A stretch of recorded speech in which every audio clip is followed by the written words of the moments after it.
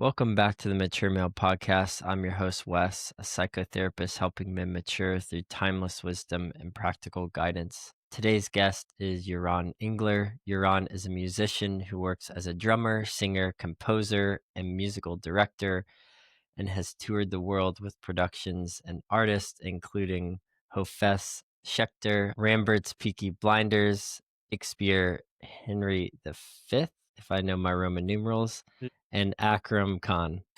Alongside his musical career, he's been working with men since 2014, creating spaces for real, honest conversations and practices about life, relationships, and purpose. From his own journey, he developed the crop cycle, which we'll hear more about later, a simple framework that helps men remove their mask and find more clarity, freedom, and courage to live their truth. His work connects creativity, personal growth, and self expression in a way that inspires people to live with authenticity. Yaron, welcome to the show. Thanks for being here. Thank you for inviting me, my friend. Good to be here. Yes. So your work centers around this concept of living your truth, helping men remove their mask, as I mentioned in the intro, own their stuff, and truly know who they are. So I'm curious, when you sit across from a man who's been wearing these masks for years, maybe even decades, what does that journey of removing that mask look like? And what are you seeing underneath the mask once they start to come off? It's interesting that you say this because I spoke to someone. I'm a guy that I worked with first time a few years ago, like 5 years ago or something like this, and we did like an intensive one-to-one coaching for a year, and then he joined the men's group, and then he took a pause, and I haven't been in touch for a while, and now I've been in touch with him to see if he wants to join the men's circle, and it was really interesting to hear him because he was someone that was very much in kind of that mask phase, what we're saying. We had a conversation 3 years before. So I think this is the first stage is when you don't understand that you are in a mask. That's where most of the people are in that stage. It's kind of the acceptance that the pains that I feel, those external pains that I feel, and everything that is happening to me is what is, and I just need to accept it. I remember myself in that phase, just that there is no awareness that there is something else. But then the pain becomes so big that it's like I want to do something about it. I have to do something about it. Maybe want to is the mid range, and then it's like I have to do something about it, and that's the point where it's the search begins. What can I do about it?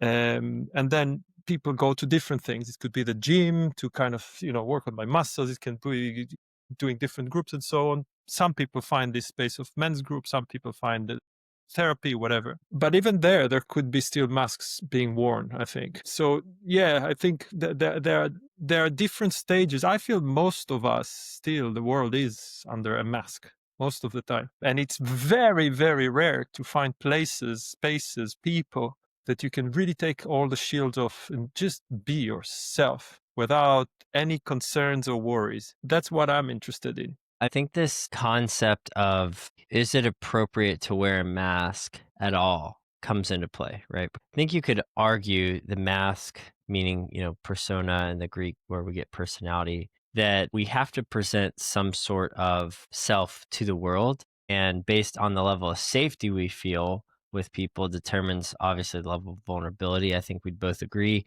You shouldn't go out in public and tell random strangers your most intimate secrets. But at the same time, I think what you bring up is this interesting tension that actually the environment itself is not predicated to help people feel more safe to be able to take off their mask and therefore, be their most authentic self. I'm just curious, when you work with men, do you find common spaces or ways that men keep their mask on more than others? Yeah, it's the most obvious one. The workspace is the most obvious one, which this one, you said the word appropriate before. I guess if we talk about appropriate, maybe this can be I'm struggling with this one as well, because a lot of people will tell me, yeah, you're in the corporate world, you have to wear a mask, ta, ta, ta. That's fine. But then I would challenge that, because if you're in a corporate world and you need to put a mask in order to produce what you need to produce and to be successful, do you actually want to be there? Which would be different to a texture of I'm in the corporate world and I am being that person in that thing because I feel that my purpose is to do this, and there is very clear intention and purpose there. So that it's not actually a mask. It's me being in a certain way, and that's what I'm talking about. There is a truth to be lived here, and the truth can be lived in many different ways. For some people, it will be in a corporate world. For some people, it will be becoming a monk and eat one banana a month. I don't that what it is. It doesn't matter, but I feel that there is not enough time spent to look inside and what is my truth and to go from that place because we have so much noise outside. It's important to challenge that. So, but workplace is one place, relationship is another place, intimate relationships. And that's a very, very, very sad thing. Because if I go into a relationship putting a mask on in order to not upset or not, not to get any whatever from the other person, it means that that person cannot know me, and most likely that person puts their mask on, so you'll spend 1 2 3 decade together. At some point it's going to crumble and explode. This is why I'm a big believer, just remove your mask from the first moment in a relationship, because if you're not, you are entering, you don't know yourself, the other person doesn't know you, you don't know the other person. So is there a relationship here, or is there a pretending to be in a relationship? For me, that is super, super important. And then there is the mask around health in every area of life. But I think probably these will be the major ones that I would kind of say pay attention on: your career and your relationship. Yeah. Yeah, I agree with that. And I'm looking forward to later getting into your personal story, of taking off the mask in a relationship and what that looks like. I think to keep it more broad, I agree. I think those are the two spaces men tend to keep their mask on. And I think that removal looks like the awareness first that you're wearing it.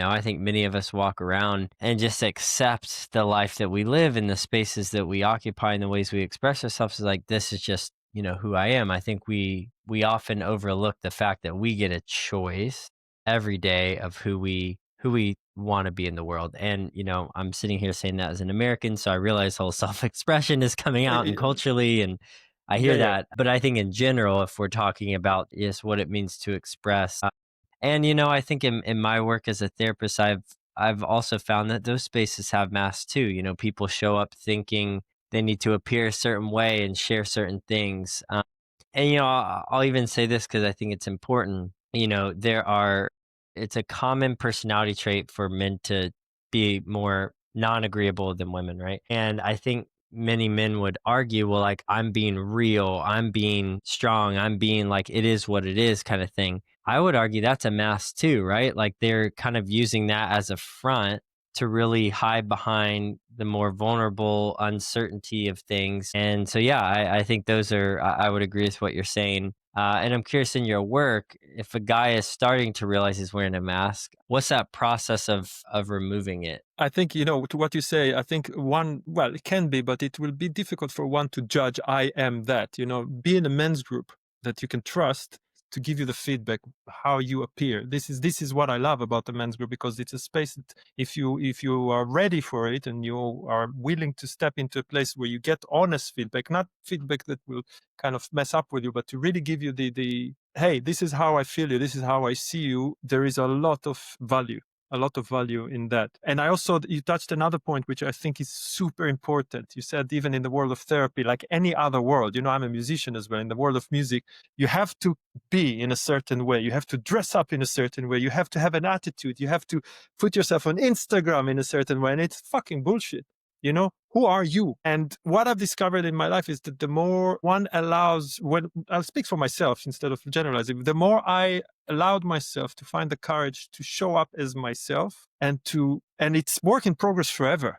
It's not like I've mastered it. I still find myself suddenly like, what the fuck am I saying here? Like, why? But there is more self-awareness and so on. The more I do it, the more freedom I feel on the other side. Um, and it takes time and it takes experience to go through this. And actually, the last year for me was a very strong one around this, of really disconnecting from I'm supposed to be and move into what's true to me. Not even who am I? It's like, what is true here, and how can I express that truth? That was important for me to reflect.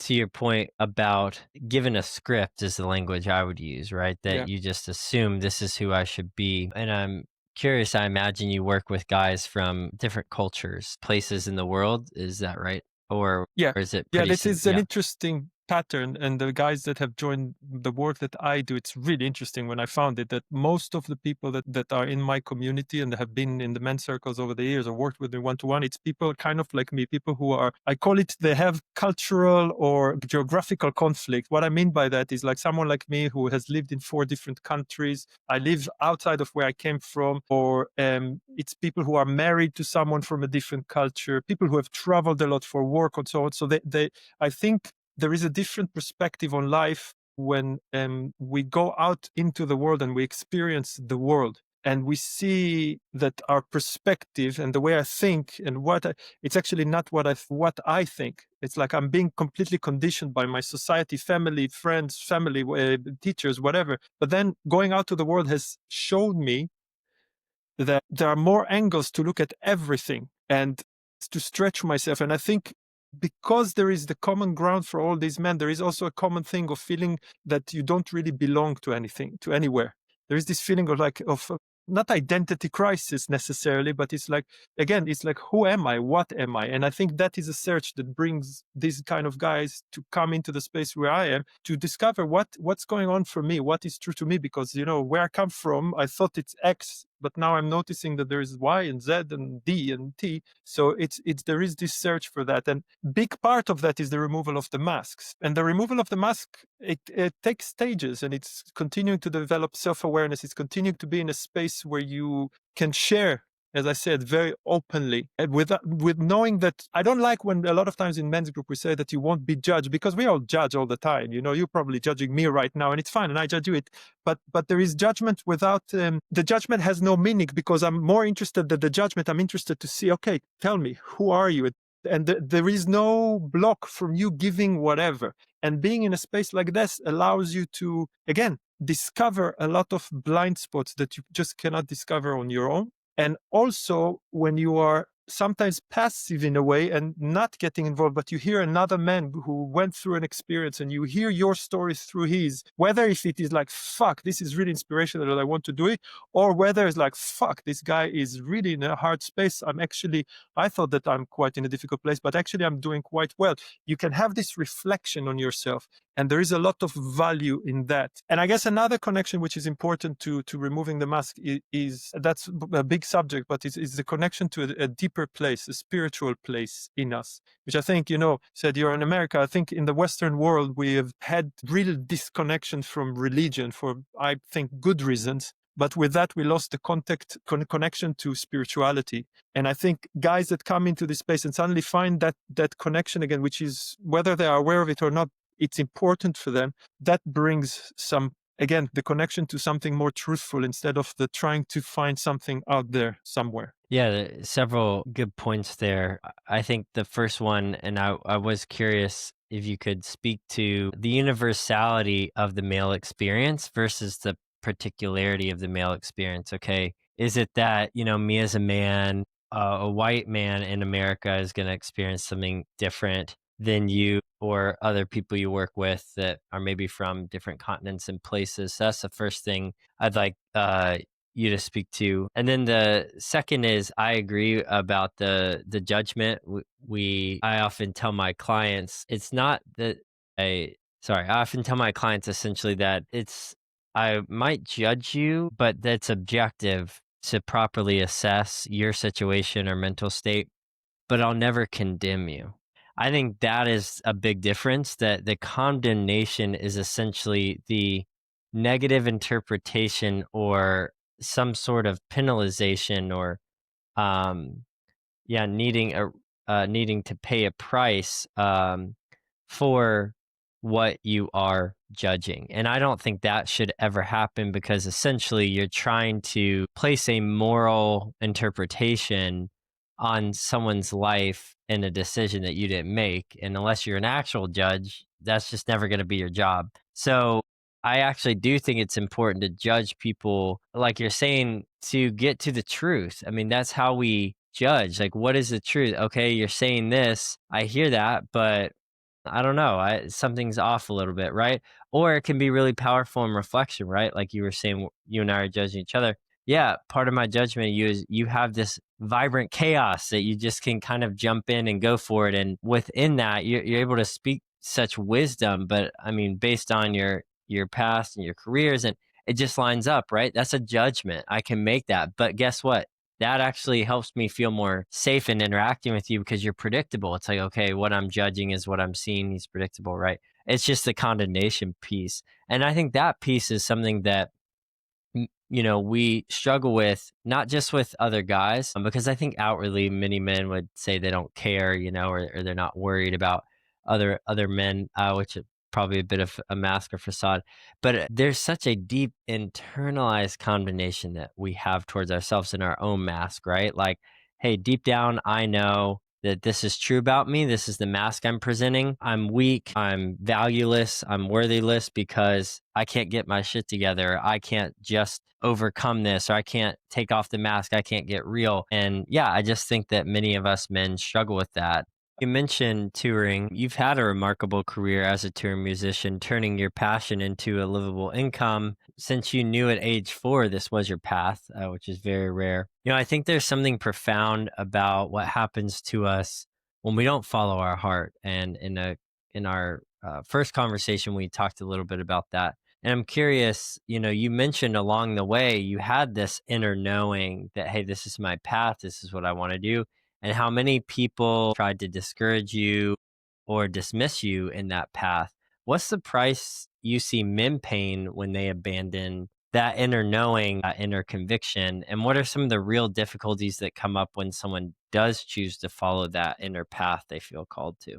I think if I need to put it very simply, the price that we pay if we don't go with our truth is to feel that I'm turned off. There is a life here, but it isn't being lived. There is this constant, like, what could be, but there is a feeling of feeling stuck. And then it goes to depression, it goes to anger. Then the anger for a lot of people, to talk about cultures where I'm in, the UK, it's like the anger cannot be expressed. So it needs to be completely repressed. And that leads to, again, the alcoholism, violence, suicide. It depends how far we want to take it. So I think the price is heavy. Is heavy. Energetically, I'm a turned off man. Turned off, I mean, it's like, it's about pressing play to life. Like, what would make life exciting? There is, we live here, whatever it is, 75, 85, 90 years, whatever. It's an opportunity. And what do we want to do about it? So I think the price is heavy for not doing it. Then the price for taking the courage and going in that direction is, at the beginning, ridiculous fear, because you're going to the unknown, and most likely you will feel that you need to go against everything and everyone in your life. The book Courage by Osho. Do you know this book? No. It's one of I really recommend everybody to check this book out, because it has so much wisdom in it. Very, very simple wisdom. And there is one quote there. There are quite a few of them that I absolutely love. If you go on exposing yourself in the beginning, it is going to be really very scary. But soon you will start gaining strength, because once the truth is exposed, it becomes stronger and the untruth dies. This summarizes the journey in two beautiful, very strong sentences. I think it is about that. It also talks about another quote from the book is, once you have heard the truth, it is impossible to forget it. That is one of the qualities of truth, that you don't need to remember it. The lie has to be remembered continually. You may forget. The person habituated in lies needs a better memory than the person who is habituated in truth, because a true person has no need for memory. If you say only what is true, there is no need to remember. I think that describes that freedom that you feel. It's not that you're not experiencing challenges. The challenges actually can be much bigger, but you no longer have to walk on eggshells and so on. You just, it's more real challenges. So the texture of them and the textures that you live around them and what comes around them is different. There is a lot more freedom, inner freedom, despite all the crazy shit that happens in life. And I think that could be a mistake for someone who is at the beginning thinking that, now I feel like this, so if I'll do this process and I will live the truthful life and I will go for it, then I won't have any problems. No, fuck that shit, man. The problems will be much bigger, but the texture of them and the way you experience them is very, very, very different. And there is much more deep sense of joy no matter what happens around. It requires a lot of work. but it's definitely worth it. I am a big advocate. Yeah, I appreciate you sharing that quote. We'll make sure to put that book in the show notes. And it reminds me of the American country singer Johnny Cash. And he wrote this song called What is Truth? And I don't know if you know the story behind it, but essentially he got asked by the president to come play at the White House. And at the time, he was caught in this conundrum because essentially the president was trying to use him as a pawn to represent the South to try to like win the vote for reelection. And yet the president was doing a lot of things at the time that Johnny Cash was against. That he thought he was really couldn't in good conviction get behind. So what do you do? I mean, the president asked you to come play. You're gonna say no, right? So he says yes, but he plays this amazing song you can find on Spotify, Apple, wherever, and it's called What is Truth? And essentially, what he's doing is he's critiquing through the verses the things the president is doing, but the chorus is posing the question, essentially challenging him to say, hey, you say this, but what is truth? You're doing this, but what is truth? And I always love this song because it gets to exactly what you're getting at, which is the truth is our reference point of reality. It's what we live out of and what we know we can trust. And yet so many of us avoid it because it's painful, it's awkward, it's uncomfortable, but most of all, it's vulnerable because it means we have to change, right? Because if we know the truth, then we are therefore have no excuse if we choose not to follow it. It's a conscious decision at that point to essentially believe the untruths, as you're saying. The lie requires an upkeep that you have to continually actively deny, but yet, with the truth, as hard as it is to accept, that's such a focus for me in my therapy work is we got to get to the truth. If it damn near kills you, who cares? Because until you get to that point, you can't go anywhere else. There's no way forward, right?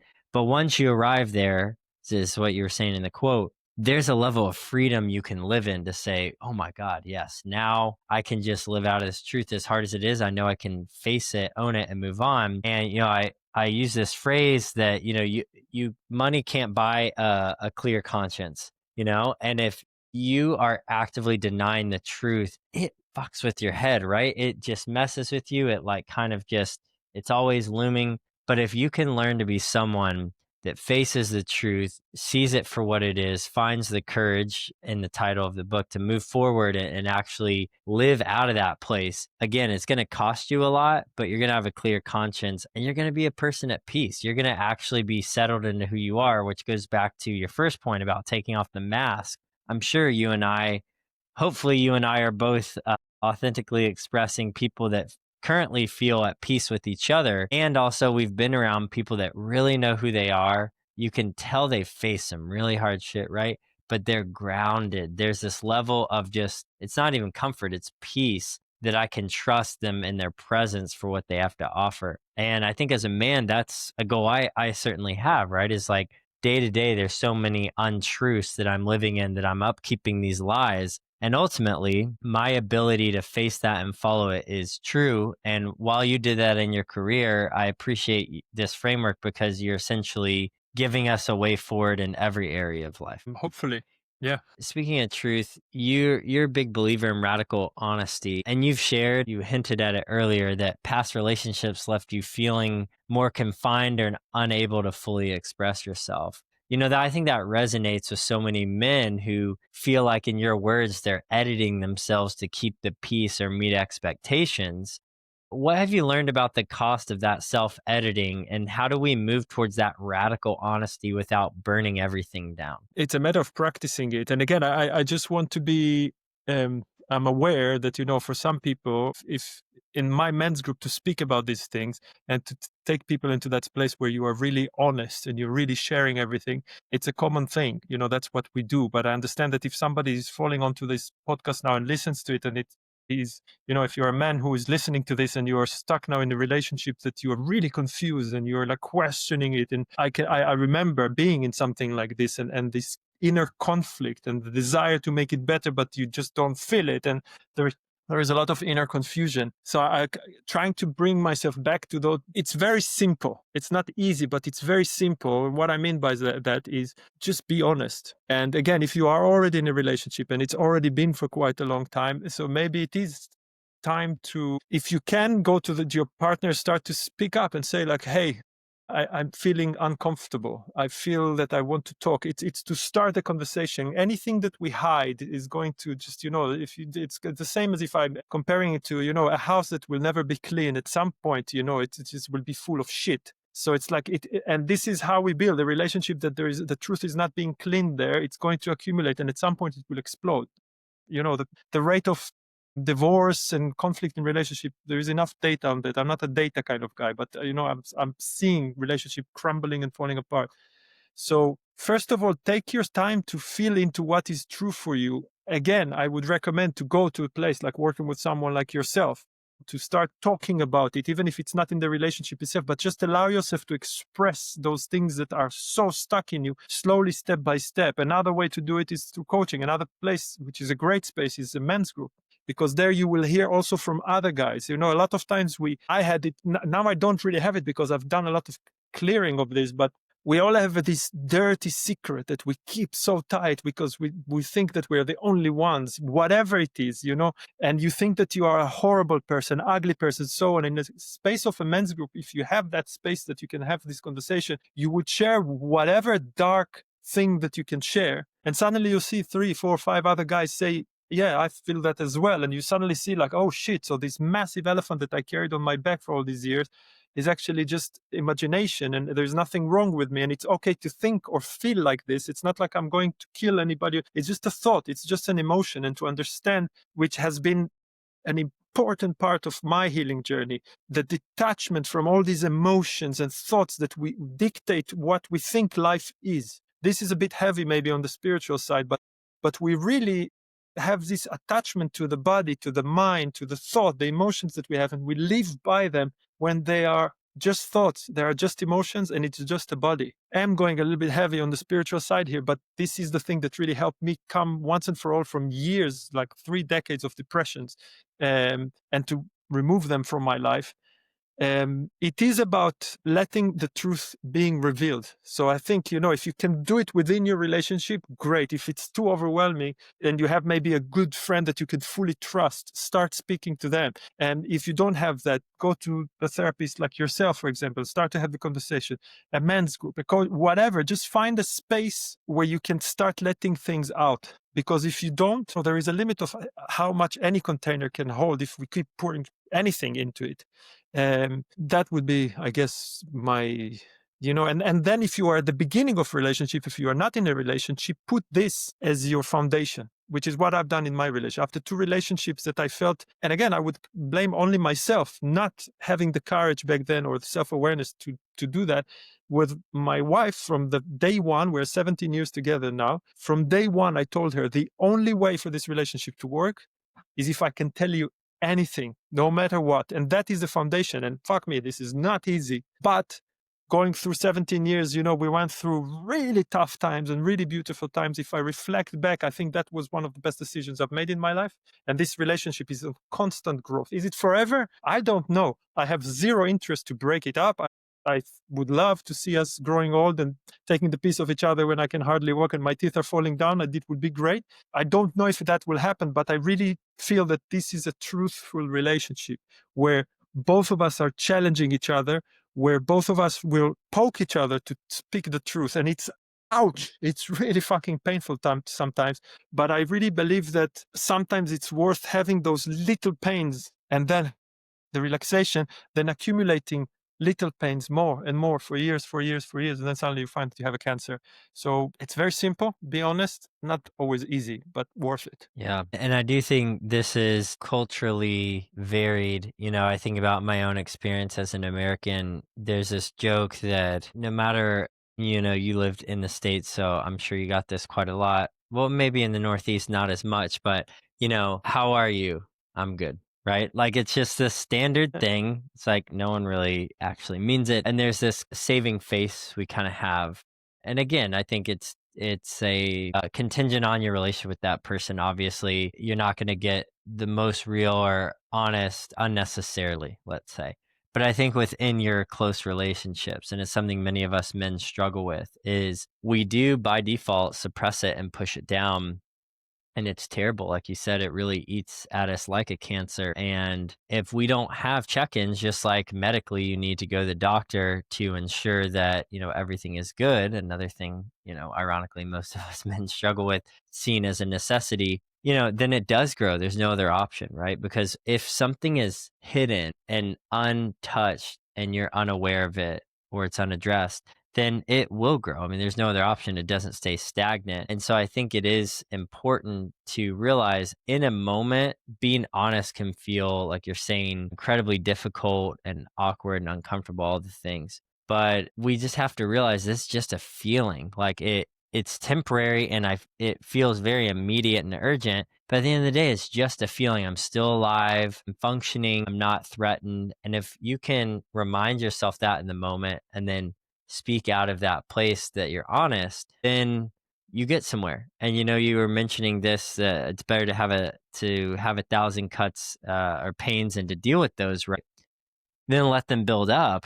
One way to see relational conflict is temporary disconnect for more permanent, sustainable connection. And if you are not willing to enter into that continuously and you see it like a wrestling match, then you won't arrive to the truth. You won't be on the same page. You won't be connected with your person.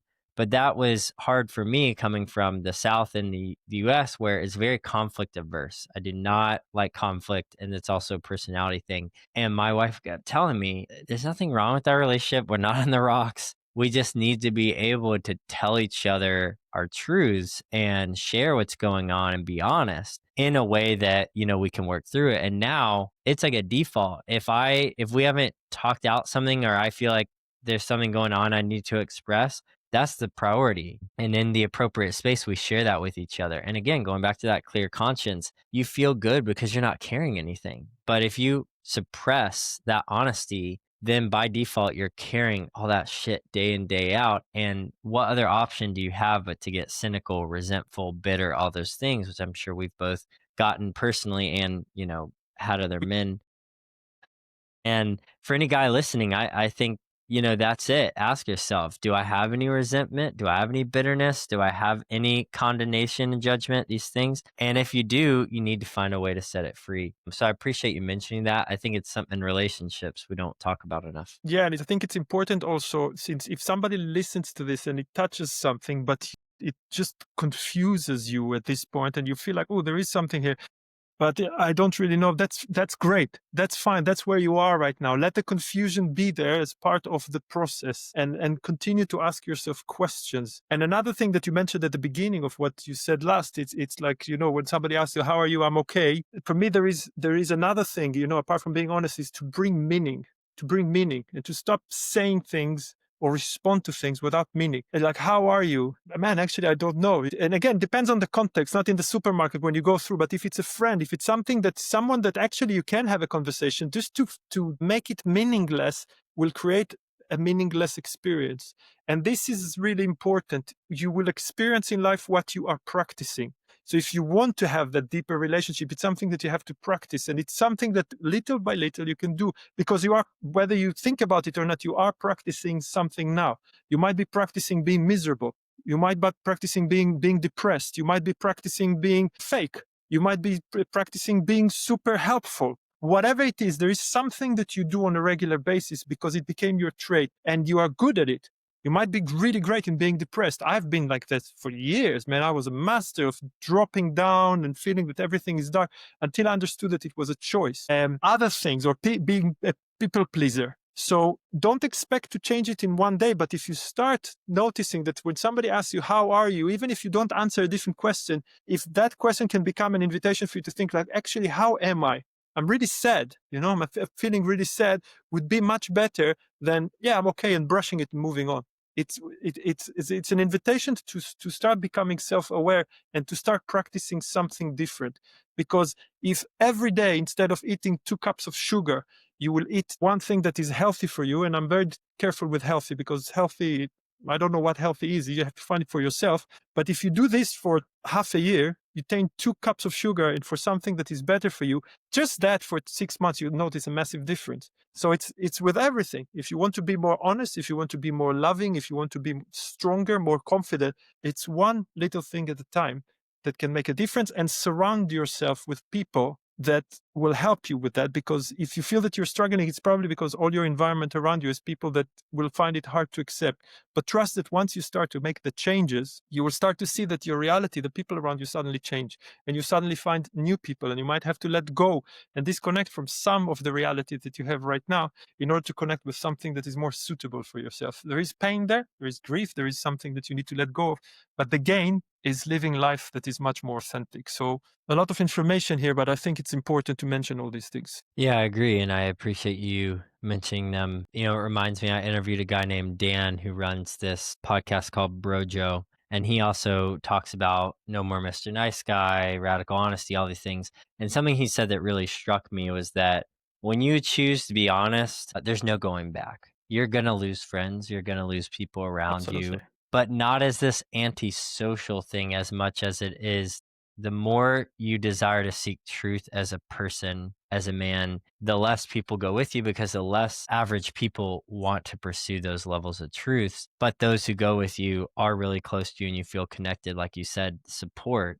And you need a place to practice these things. Like you're saying, if you're not in an intimate relationship, which is, obviously ideally a goal, then, you have to negotiate and find that in your friends. And if your friends currently aren't doing it, put them to the test. You never know. Now, on average, we know that a slim number have the best probability at saying yes to you, but nonetheless, if there's even potential within your current social circle, put it to the test. Like you're saying, try it, do it.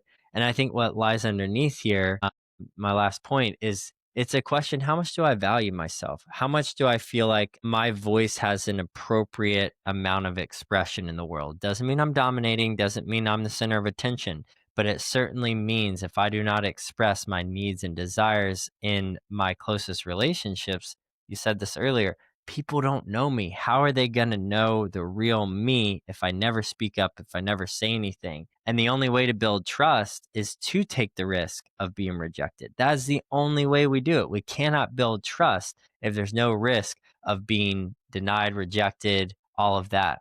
The disagreement's baked in because you're two different people. I think that's assumed. But your ability to negotiate and wrestle and take risk and express, I mean, that's what I would call adventure. I think about that with my wife. Like every day is the best. Today's actually our 4-year wedding anniversary. Congratulations, my friend. Thank you. And every year gets more like that because we've committed to being more and more honest. So I appreciate you sharing that. And the last point here, I'd love to hear your take on. So you've connected with John Weiland, who learned from David Dita, who wrote this book, The Way of the Superior Man, one that I just finished. This movement, let's say, for those who don't know, and you can speak more to it as you know it better, but it's essentially it's this archetypal focus on masculinity, integrating the components of spirituality and sexuality and how we show up primarily in intimate relationships. And from that lineage, you've created what you call the CROP method, the CROP method. And there's something intriguing about your concept of, quote, then what?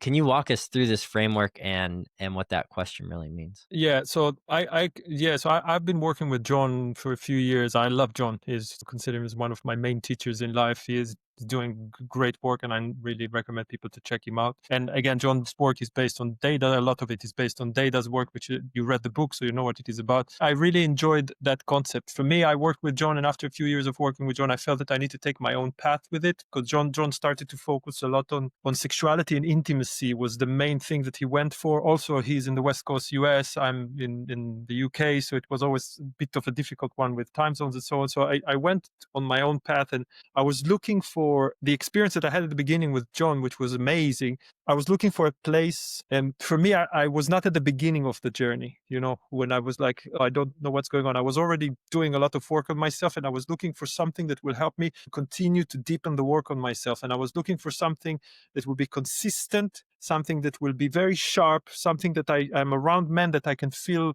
really, it's a reciprocal thing, that I feel that I'm really inspired by them and I really want to learn from them. But at the same time, I feel that they want to suck some information and truth from me. It's that kind of vibe. Like, call it, again, it's a language that can trigger, but it's like, I wanted to be a king amongst kings, people that I really feel that there is growth, and people who are interested to have the courage to live life fully, whatever that means, and to fuck up sometimes, but to live their truth.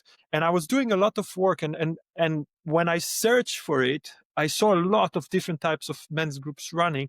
But what I found in most cases were a space where we are invited to open up emotionally, to be more vulnerable, to share how we feel, and that's it. That's where it ended. And for me, it was like, okay, Wes, you and I are willing to be very open and emotionally available and share how we truly feel and really be vulnerable. Then what the fuck are we doing with it? Like, what? Because in the end of the day, I want to create, I want to do something. So for me, it's like I called the training back then what? So if we're willing to do this, then what the fuck are we doing with it? That was the name that came from me. The crop cycle started because, as I told you, I never really followed, as I mentioned before, I never really followed methods or certificates. It was never my thing. I do have some, which I don't even remember what they are, because it doesn't matter to me.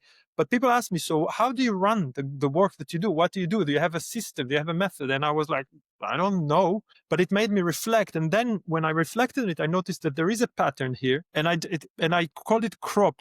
It comes from the letter CROP. The crop cycle, the idea is, first of all, the meaning of the word crop I really like, because there are two meanings that are important and are in the context of it. One, crop is something that I'm now, instead of living life, that I'm kind of being dragged, and I'm in a relationship that I'm confused, and I'm doing a job that I don't like, and I'm like constantly, there is no authority in my life. Instead of this, the idea of crop is like, no, I'm going to stop this second and I'm going to start planting seeds of something new that I want to live. And therefore, I'm creating something that I can later on harvest in the future, which will be, again, living my truth. That's one meaning. The other meaning of crop is like in Photoshop, it's like we all have, as men in general, we have the job, the mortgage, the kids, the confusion, the lack of relationship, all the noise that we have in our picture. The invitation is like, okay, you have all this noise, but let's try to find, again, what is your truth, what's really important for you, and we're going to crop that picture and leave only what matters to you and let go of all the rest. So these are the meaning of this is the two meanings of the word that I enjoy, that are related. But then the word came from the process, and I'll start from the end. I'll start from the P. The P is what we are aiming for. The P is about playfulness. It's about potential. It's about that way of life where I'm really living my truth and life feels more playful, more honest, more joyful, and so on. This is what we're aiming for. But in order to be there, we need to be in the O. And the O is observation. In order for me to live a life that is playful, I need to observe and to start being self-aware of what actually is going on here. It's meditation, it's slowing down, instead of just doing something that a lot of us men falling into the trap of the doing. How can I notice what's happening to me? What is my truth? When somebody asks me, how are you doing? To, okay, wait a second. What's going on? What is this relationship that I have? Becoming very self-aware. I'm noticing that when I'm with this person, my energy completely drains and I feel exhausted. And when I'm with this person, I'm inspired. I feel excited. Oh, there is something there, because the more I'm aware, then I can choose the people that I want that will help me become more playful in the P. In order to do the right observation of the O, we need to be in the R, and the R is reconnection. It has to be reconnection with my own truth, with my gut instinct, with my intuition. And it's reconnection because I believe that when we are born, we don't have all the nonsense that we develop, all the conditioning that I'm supposed to be like this and I need to be like, when we're born, we just scream and we want food and we want to play. So it's reconnecting with something that is my truth, and it will be very, very different to each one of us. And this is really important. There's no one thing. You are where you are, with your own life stories, with your own successes, with your own traumas, with your own whatever it is, which are different to me. You have a much more calmer energy, much more slow down energy than I'm a fucking lunatic, and there is no right and wrong here. We all need to just allow ourselves to discover what is that energy. And maybe I am. I know that I am sometimes dropping into that slower space when it's true and when it's needed. And I'm sure that you go crazy sometimes. It's about reconnecting with that. And in order for us to reconnect, to live our own truth, we need to do where the hard work is, and it's the C. The C is cleansing and clearing. This is where most of the work is. It's about letting go of all the things that you no longer need. This could be nutrition. You know, what are you eating that is causing you trouble? Are you eating sugar all the time? Are you eating constantly? Do you drink a lot of alcohol? Do you eat in the late hours, whatever it is? Do you eat unconsciously? You just shove things in your mouth without really appreciating what it is. It can be information. What kind of information are you consuming? Do you listen to the news all the time, or things that really trigger you towards anger?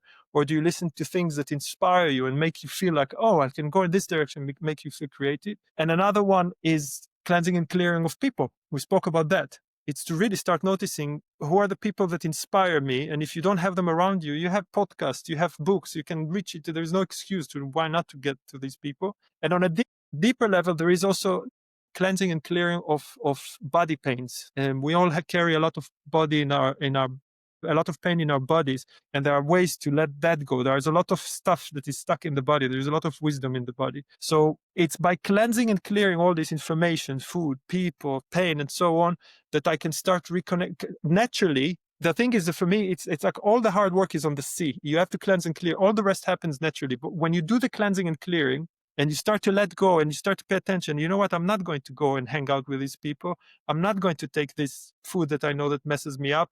I'm not going to listen to this thing that is actually toxic and make me feel bad. Naturally, my inner voice, this reconnection will start to happen, and I will start to feel more connected to myself. Therefore, my observation level will be very different. I will start to notice, oh, why am I saying this? Why am I doing this? And so on. And slowly life becomes more playful and so on. Now it's a crop cycle. As I said before, it's not that you are doing the cleansing and clearing, you reconnect with who you are, then you observe the world, and everything is playful and potential. No, life will kick you in the butt, but your capacity to handle this shit and the capacity to experience joy no matter what happens continue to grow. It's a cycle that you grow and grow and grow, and then you die. It's quite simple in the end. Well, yeah, I appreciate you sharing that. It seems like very helpful framework, and I was just tracking, yeah, how I would use it in my own life, and it's certainly something I'm going to explore more. And then I also appreciate the then what question. You know, it's something again in therapy I often use that much of how we approach people is out of this like over affirmative spirit, right? Like, oh, it's fine, it's not that bad, it could get better, but it's no big deal. And I like that you're essentially saying, sure, let's maintain the value that that's necessary. Accepting where someone's at is where we have to start. Accepting where we're at is where we have to start. But now what do we do from here? And I think what it brings up is two things. One, it's the natural male desire for challenge and adventure. Okay, I need more out of life. You know, there's a good book called He by Robert Johnson.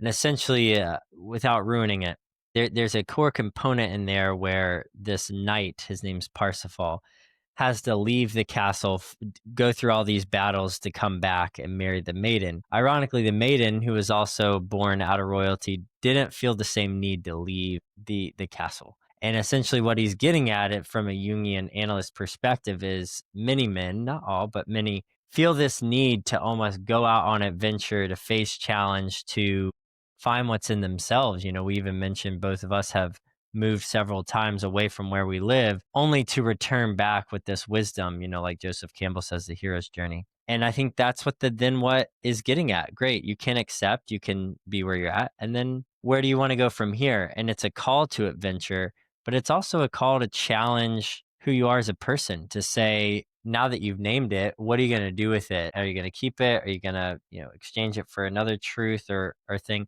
So I appreciate you doing that. I think as hard as it is in the moment, I think we all want to feel the dignity of finding what's in us and living into that. And we want to be challenged. We want people to hold us accountable. It means people care about us and love us. Again, not in a condemning way, but in a judgmental way that says, I see this thing and I'm wondering, okay, what are you going to do now? And obviously, that crop cycle provides a really beautiful and helpful framework for that. So, thank you for sharing all of that. And I'm curious where people can find you. The best place is on Instagram. I believe you will share the link. So Instagram, I have my website, but I'm not really out because most of my work is based on real conversations with people. So if somebody wants to reach out, just reach out and we'll have an honest conversation. And there is a website, yaronengler.com as well, and a mix of the work that I do with the men and also my music work. Great, brother. Well, I appreciate it. Definitely looking forward to checking out your music on a personal level and trying out the crop cycle method. And thank you for sharing your wisdom and experience today on the show.